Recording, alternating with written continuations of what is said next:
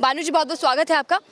2 साल पहले किसान आंदोलन चला और आप वहां पर खुद उपस्थित रहे, कई बार आप वहां पर जाकर समर्थन देकर आए हैं, किसानों को आश्वासन भी आपकी ओर से मिला था। लेकिन आप कैसे देख रहे हैं 2 साल बाद भी किसानों की लड़ाई वहीं की वहीं है और फिर से उनको दिल्ली के बॉर्डर्स पर आकर बैठना पड़ रहा है? नहीं, सरकार की बेईमानी है, निकम्मापन है ये जो है। अन्यथा किसानों को यहाँ आने की कोई ज़रूरत नहीं थी।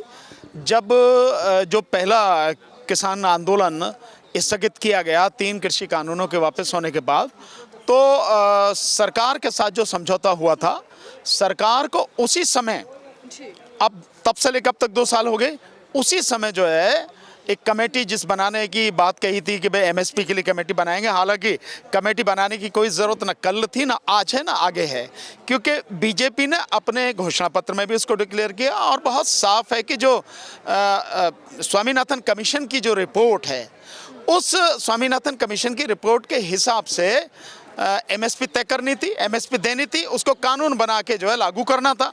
तो कमेटी की कोई ज़रूरत नहीं थी, लेकिन वो आश्वासन दिया। अब जो भी रहा, उस समय किसानों ने वो बात मानी और उसके बाद 2 साल अब हो गए।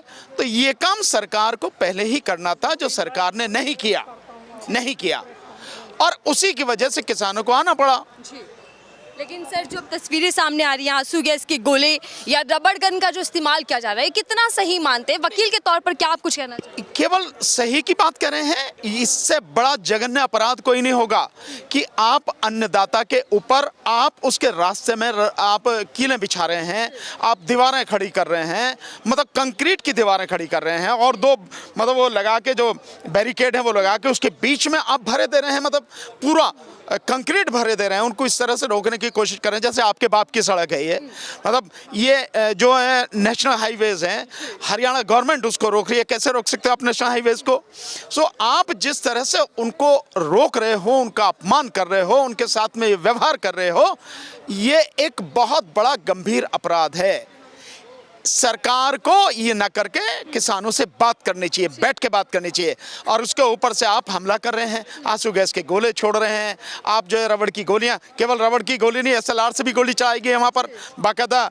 अगर आप देखें उनको तो पंढेर साहब, सरवन सिंह पंढेर साहब बाकायदा वो दिखा रहे हैं, खोल के दिखा रहे हैं।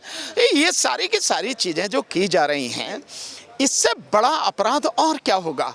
जिनसे बात करनी चाहिए, ये देश में लोकतंत्र है, संविधान अभी है, चाहे कहने के ऊपर है तो सही ना भी।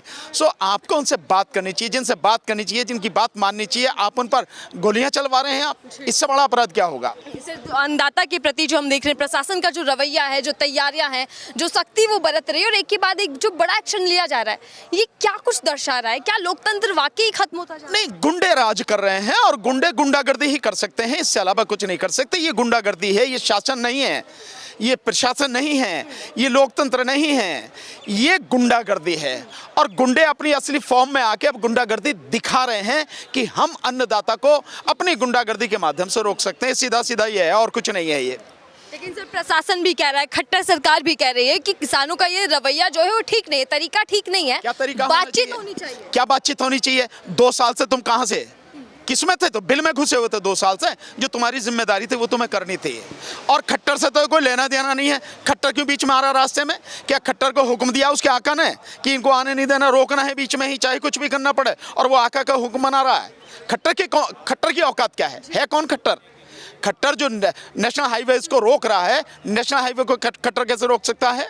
ये गैर कानूनी है, गैर संवैधानिक है, और ये सीधे सीधे शब्दों में गुंडागर्दी है, इसके अलावा कुछ नहीं है। पुलिस के बयान लगातार सामने आ रहे हैं कि अगर किसान दिल्ली की ओर बढ़ते हैं तो फिर दिल्ली की स्थिति खराब हो जाएगी, आम जो लोग हैं उनकी सुरक्षा को खतरा बढ़ जाएगा। नहीं, पुलिस वाले या प्रशासन इनके बाप की है दिल्ली? देश का संविधान है, देश का संविधान कहता है कि इसमें कोई भी व्यक्ति संवैधानिक रूप से शांतिपूर्वक तरीके से कहीं भी प्रदर्शन कर सकता है, अपनी बात रख सकता है। उन्होंने कोई हिंसा तो नहीं की, किसानों ने किसी तरह की कोई हिंसा नहीं की, कोई लाठी बल्लम भाले गोली कुछ नहीं चलाया उन्होंने। वो बहुत आराम से यहाँ आ रहे हैं सरकार से अपनी बात करने के लिए। सरकार को बात करने में क्या दिक्कत है? आप उनके आने से पहले ही रास्ते में आप ये सारी कीलें बिछा रहे हैं, कीले क्या भाले गाड़ रहे हैं आप, जिस तरह से काम कर रहे हैं आप बैरिकेड लगा रहे हैं, आप कंक्रीट की दीवारें लगा रहे हैं, आप तारें लगा रहे हैं। तो ये कौन सा तरीका है? सो ये पुलिस की या जो भी हैं, क्या उनके बाप की है दिल्ली? ये दिल्ली हर किसी की है। हर कोई आके केंद्र से बात करनी है तो कहाँ आके बात करेगा? केंद्र से बात करनी है तो दिल्ली में ही आके बात करेंगे ना। सो क्यों बीच में क्यों आ रहे हैं ये सारे के सारे लोग? लेकिन सर सरकार का बयान सामने आ रहा है, आज भी मीटिंग चल रही है, 5 बजे के बाद मीटिंग होनी थी उनकी, कि जो समाधान निकलेगा वो बातचीत के जरिए निकलेगा, किसानों को बात करनी चाहिए। ये प्रदर्शन का रास्ता अपनाना, हर 2 साल बाद या कुछ समय के बाद सड़कें जाम कर देना है, कितना सही? सड़कें उन्होंने जाम नहीं करी, सड़कें किसानों ने जाम नहीं करी। ये बैरिकेड किसने लगाए हैं? किसानों ने लगाए? नहीं ना। ये कंक्रीट की दीवारें कौन लगा रहा है? सरकार, प्रशासन लगा रहा है ना, पुलिस लगा रही है ना, किसानों ने तो नहीं लगाए। ये कांटे कौन बिछा रहा है? प्रशासन, ये सरकार बिछा रही है ना। ये कीलें जो गाड़ रही है भाले की तरह, ये कौन कर रहा है? ये सरकार।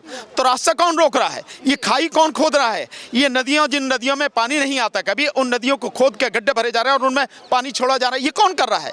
ये सरकार कर रही है। निकम्मी सरकार, बेईमान सरकार, गुंडों की तरह काम करने वाली सरकार जो है, निर्दोष किसानों पर आरोप लगा रही। बातचीत तो 2 साल से तुम क्या कर रहे थे?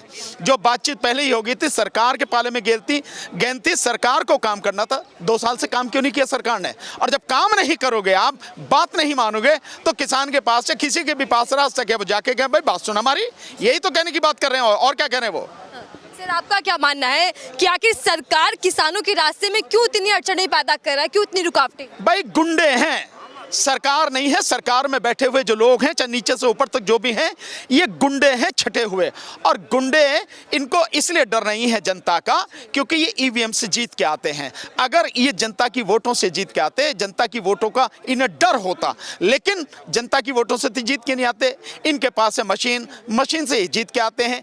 इसीलिए ये गुंडों की तरह व्यवहार कर रहे हैं, ये सरकार की तरह व्यवहार नहीं कर रहे। सरकार का व्यवहार नहीं, ये नहीं होता। सरकार का व्यवहार होता बैठ के बात करते हैं। बताओ सरकार तो एक तरफ किसान नेता को भारत रत्न दे रही है, किसानों के सम्मान की बात कर रही है, और उसी जिस किसान नेता को दिया है, वो किसान नेता को इन्होंने अपने उसमें मिला लिया। वो मतलब इनके साथ ही जाने वाला है वो किसान नेता। दूसरी बात, एक और किसान से जुड़े हुए व्यक्ति, उसकी बेटी जो है मदुरा, उन्होंने जो आप जानते हैं, जो स्वामीनाथन, मदुरा स्वामीनाथन जो है, उन्होंने क्या कहा? उन्होंने कहा है कि ये अन्नदाता हैं, ये किसान हैं, ये क्रिमिनल नहीं हैं, इनके साथ में किसी भी तरह से इस तरह का व्यवहार नहीं करना चाहिए। यही कहा ना उन्होंने। ये है असली सोच, ये है सही सोच, और इसी तरीके से काम होना चाहिए। लेकिन चाहे मोदी सरकार हो, चाहे खट्टर सरकार हो, सारे के सारे गुंडों की तरह काम कर रहे हैं, और इसके अलावा उनके पास में कोई रास्ता नहीं है। सर अगर किसानों को जरूरत पड़ती है, लीगली कोई लॉबी की जरूरत पड़ती है, तो क्या फिर से जाएंगे जैसे आप पहले देखने को मिलते थे? हर सूरत में हम उनके साथ थे, हैं और रहेंगे। इसमें किसी को सोचने की जरूरत, हम ऑलरेडी कह चुके हैं, हम उनके साथ हैं, हर पल उनके साथ में खड़े रहेंगे, उनकी लड़ाई लड़ेंगे पूरी साथ, उनके साथ कंधे से कंधा और कदम से कदम मिलाकर चलेंगे। इसमें कोई शक की बात है ही नहीं। मोदी जी विदेश के दौरे पर हैं, किसान दिल्ली आना चाहते हैं, आखिर सरकार की मंशा क्या है, क्या समझ पा रहे हैं? सरकार की मंशा ये है कि किसी भी तरह से इस देश के किसी को भी, चाहे वो किसान हों, चाहे मजदूर हों, चाहे महिलाएं हों, चाहे आपके जो ओल्ड पेंशन वाले लोग हों, ओल्ड पेंशन स्कीम वाले लोग हों, चाहे वन पेंशन वाले हों, चाहे बेरोजगार युवा हों, कोई भी हो, किसी को कुछ देना नहीं है। सारे इस संसाधनों का इस्तेमाल करना, अपनी यारों की झोली में डालना, ये है सरकार का। आपसे एक सवाल लेना चाह रही हूँ, क्योंकि देखिए 2 खेमे इसको लेकर तैयार हो चुके हैं, पहले भी देखने को मिला था और इस बार भी राजनीति कर रहे हैं किसान, पैसे लेकर बैठे हैं। अब चुनाव नजदीक आ गया, इसलिए दिल्ली के बॉर्डर्स घेर लिए। इस तरीके की जो टिप्पणियां सामने आ रही हैं, उन पर क्या? शंभू बॉर्डर का नजारा देखा है आपने? शंभू बॉर्डर पे इससे जिस समय आपसे मैं बात कर रहा हूँ, 2 लाख से ज्यादा किसान इकट्ठे हैं। तो इन सब ने सारे 2 लाख जो पैसे लेके बैठे हैं, ये सारे के सारे जो बैठे हैं, ये जो इनका वो तनखैया कीड़े हैं ना, इनके जो IT सेल के तनखैया कीड़े हैं, ये इनका प्रचार है कि ये सब पैसे लेके बैठे हैं, जैसे तुम ही हो ऐसे जो हर किसी को खरीद सकते हो। सो ये जो सारे आरोप हैं, ये सिर्फ किसानों के आंदोलन को जैसे पहले बदनाम करने की कोशिश की गई थी, आज भी वही कोशिश है, इसके अलावा और कोई कोशिश नहीं है। ठीक है, बहुत बहुत धन्यवाद हमसे बातचीत करने के लिए। भानु प्रताप जी हमारे साथ हैं, जिससे हम समझ रहे थे कि किसान आंदोलन आने वाले वक्त में कितना क्या रुख अपनाने वाला है और किस तरीके से आगे सरकार पर दबाव बना पाएगा, क्योंकि 2024 का चुनाव भी नजदीक है। उससे पहले अगर किसान धरने पर हैं तो कहीं ना कहीं सरकार की मुश्किलें बढ़ने वाली हैं। फिलहाल के लिए दीजिए इजाजत।